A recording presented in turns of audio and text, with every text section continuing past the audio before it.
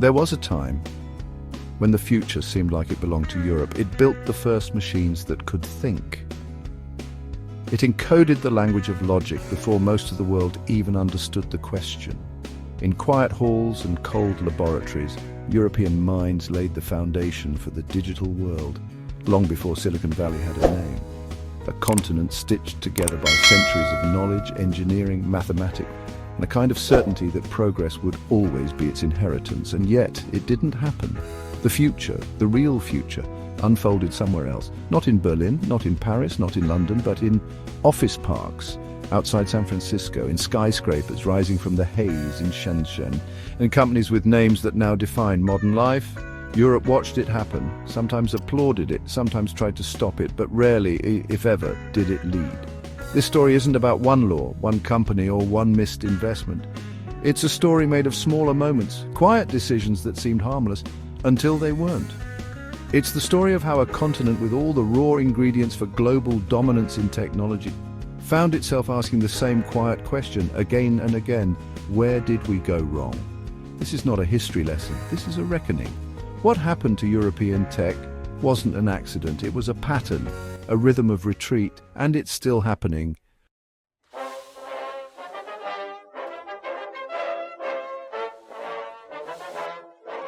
Before the world spoke in code, before software ran our lives, there were men and women in Europe building machines that could think. The very idea of artificial intelligence, of a mind crafted from logic rather than flesh, was born not in California, but in Cambridge. Not from venture capital, but from war. Alan Turing didn't just break codes, he cracked open the boundary between thought and machinery. In 1936, he gave the world the blueprint for modern computing, a concept so ahead of its time that most of the world wouldn't understand it for decades. But in Britain, it began. In dimly lit rooms, inside cold stone buildings, the first true computer age flickered to life. Across the channel, another vision took hold. In the 1960s, France launched Plan Calcul, a bold state-backed mission to create a national computing powerhouse that could rival the likes of IBM. It wasn't just patriotic, it was prophetic. France saw the future.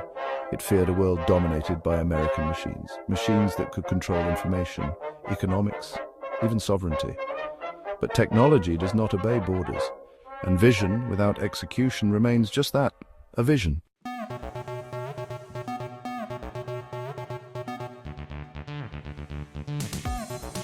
In 1967, a French journalist and futurist, Jean-Jacques Servan-Schreiber, published a warning. His book, The American Challenge, wasn't fiction. It was a forecast, and it was terrifying. He wrote that Europe was drifting toward digital dependence, that American companies would soon not only dominate hardware, but shape the very way we think, work, and live. The challenge is not military, he wrote. It is cultural, technological, psychological. Few listened, and those who did lacked the means to act.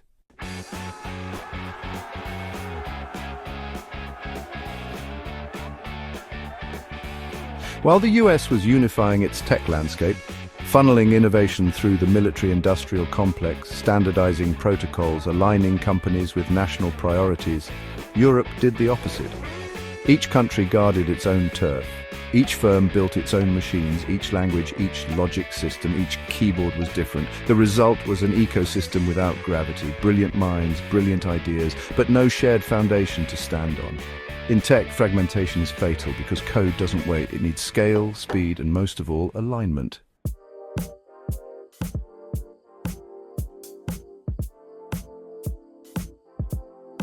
But here's the part you're not supposed to know. What if I told you Europe had its own version of the internet? Not after America, but before. It was called Minitel. And in the early 1980s, it was everywhere in France, a network of millions, online shopping, messaging, train bookings, user directories, all through a screen connected to the telephone line. Years before most Americans had ever touched a modem, Minitel was fast, it was efficient, it was forgotten. Why? Because the world shifted it, and Europe didn't.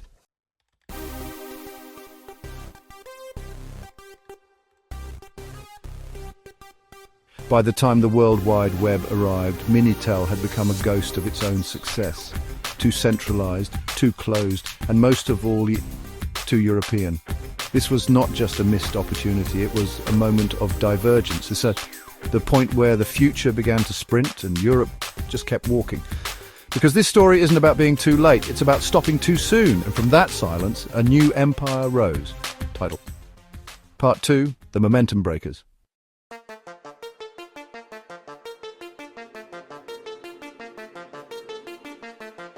By the early 1980s, France wasn't catching up, it was ahead. The Minitel system was one of the most ambitious public technology projects of the 20th century. A government-sponsored digital network, accessed through a box the state gave you for free. You could buy train tickets, check the weather, send messages to strangers. And by the late 80s, there were millions of users. It was fast, it was intuitive, it was in many ways the internet before the internet. So what happened? Imagine inventing Google and then letting it die in your basement.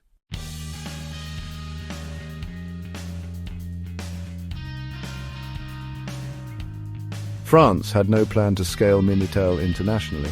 No alliances, no vision for export. What began as a brilliant national network became a walled garden.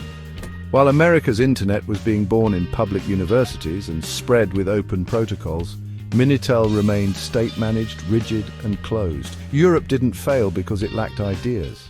It failed because it boxed them in.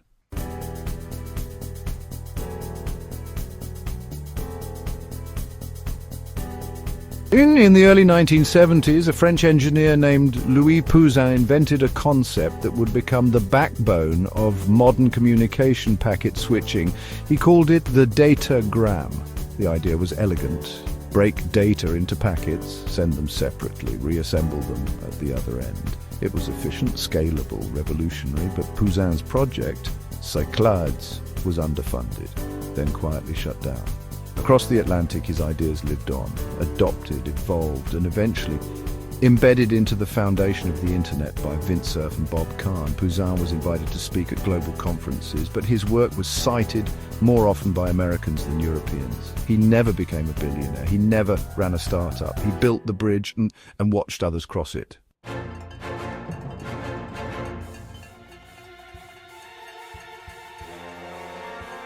So why didn't Europe fight harder to keep its pioneers?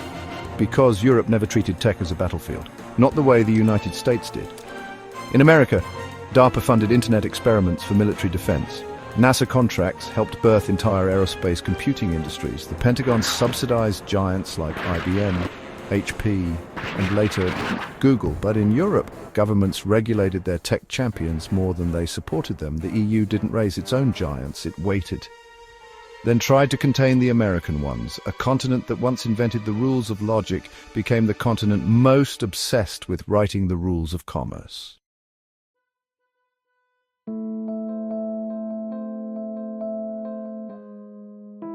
Tech is violent in a way. It destroys the old to make room for the new. But Europe, shaped by centuries of war, empire and rebuilding, became cautious.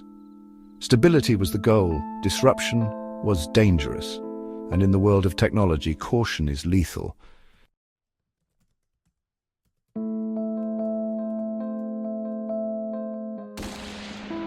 By the early 90s, the gap was visible. The internet was moving west, the capital was moving fast, and Europe was moving paper, because sometimes it's not the innovators who win, it's the ones willing to let go. Title, Part 3, Silicon Valley and the World That Followed.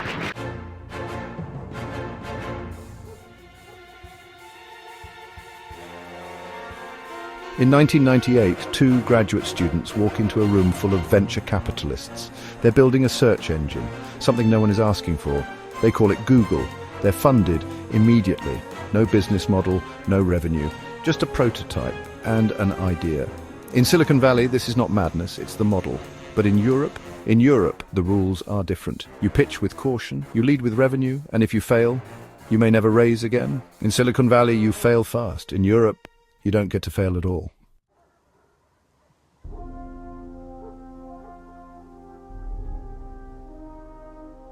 We passed on it, too risky. They were asking for too much, too soon. These are the voices of opportunity, lost in translation. Skype, Arm, DeepMind, born in Europe, funded elsewhere. The average American VC backs the future. The average European VC bets on the present. This isn't just strategy, it's psychology. And for every deal that failed, there was one that barely made it through.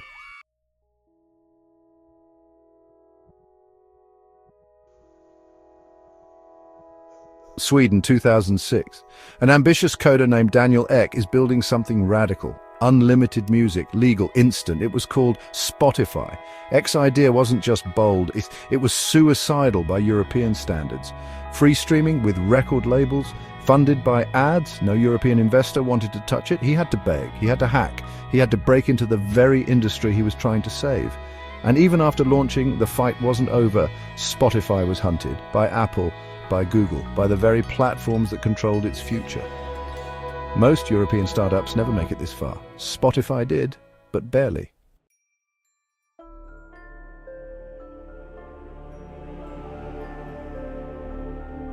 Over the last 20 years, more than 5,000 European startups were acquired by American companies, some before they scaled, some before they shipped, some before they even launched. It's called the tech brain drain. But it's more than talent, it's ambition, it's ownership, it's the future. Europe builds the seed, America owns the forest.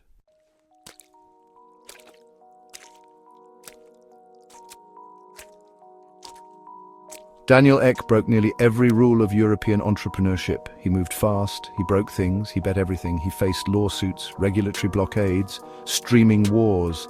But Spotify lived, not because Europe made it easy, but because Ek refused to let Europe make it small.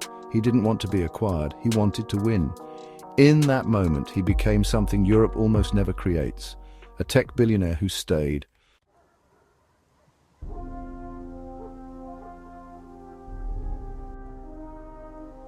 But Spotify is the exception, not the rule, because in the game of technology, talent matters, timing matters, but what matters most is belief. And for decades, Europe simply didn't believe in itself. Title. Part 4. The Global Domination Game.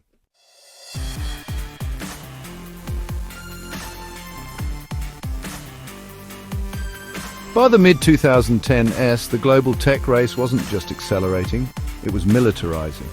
In one corner, the United States, a nation where innovation is an instrument of power. In the other, China, building a new digital empire, one subsidy at a time, and somewhere in between stood Europe.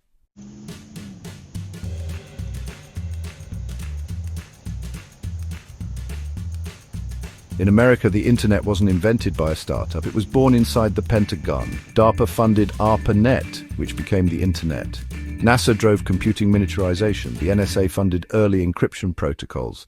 In the United States, every leap forward came with a federal push. Big tech didn't just disrupt America, it served it.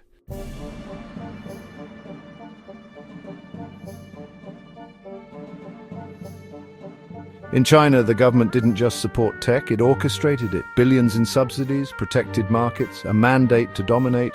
Where the United States led with capital, China led with command. The result? A nation that went from copycat to world-class in under 2 decades.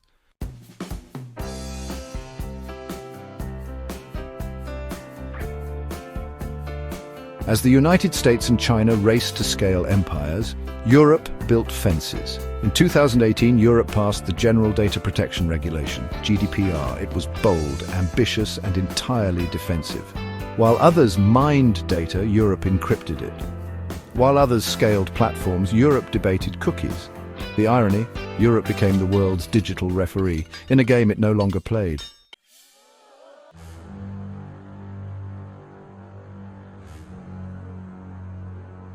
To some, she's a hero. To others, a handbrake. Margrethe Vestager, EU Commissioner for Competition, the woman who stared down Google, Apple, Facebook. She challenged Silicon Valley's might and won. But what was the cost of these victories? For every billion-dollar fine, how many billion-dollar ideas were never funded? As giants were slowed, startups stalled.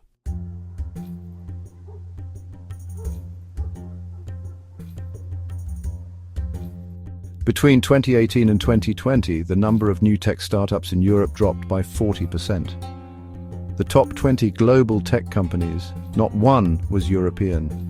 Europe was once the birthplace of the computer. Now it wasn't even on the scoreboard.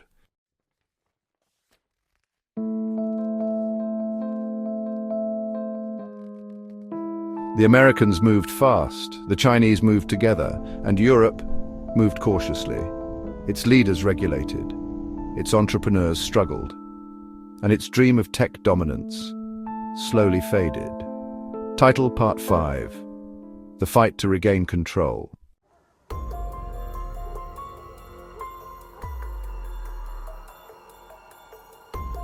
It started as hesitation, then fragmentation, and finally disappearance. But what happens when a continent that once shaped the world stops shaping the future?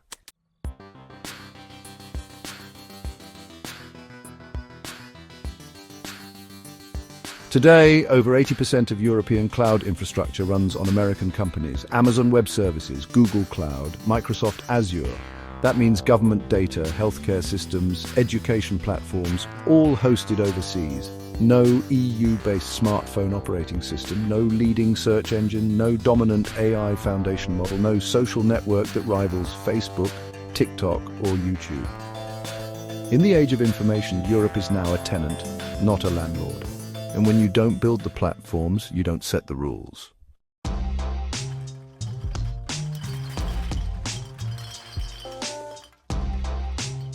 They didn't leave because they wanted to. They left because they had to. Anna, VO. We built something amazing, but no one would fund it unless we moved to California. Luis, VO. I wanted to build here, but I got tired of waiting for permission. Sophia, VO. You're not just chasing money. You're chasing belief. Europe stopped believing in us. Thousands of Europe's best minds now power someone else's machine.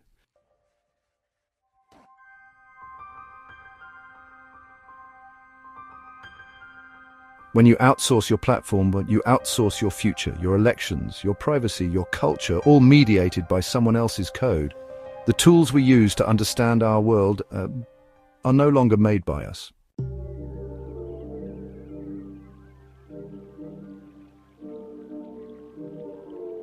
Europe once gave the world its most powerful ideas, but in tech it lost its voice. This isn't the end of Europe's story, but it might be the chapter no one wanted to write. Title for Final Act: Could Europe Still Rise?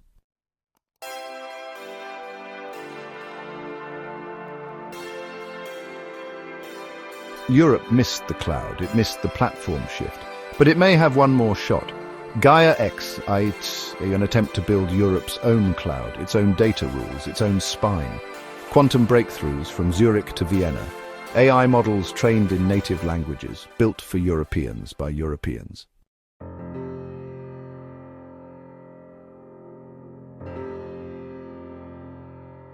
A new generation is rising, not chasing Silicon Valley, but building something different. Lena, 29, deep learning founder, Berlin. Matej, 33, sovereign AI startup at Ljubljana. Camille, 27, quantum security engineer, Paris. They've seen what happens when you hesitate, and they're running out of patience.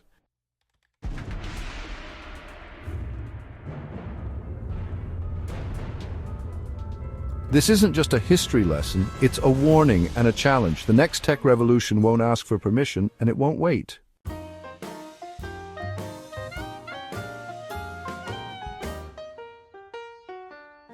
Europe may have lost the first tech race, but the next one is just beginning.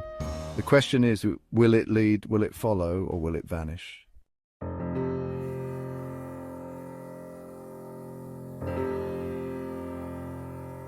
If you want more stories like this, real tech history, global power shifts, and the people reshaping our world, like, share and subscribe to the channel. It helps more than you know, and ensures you never miss the next deep dive. Thanks for watching.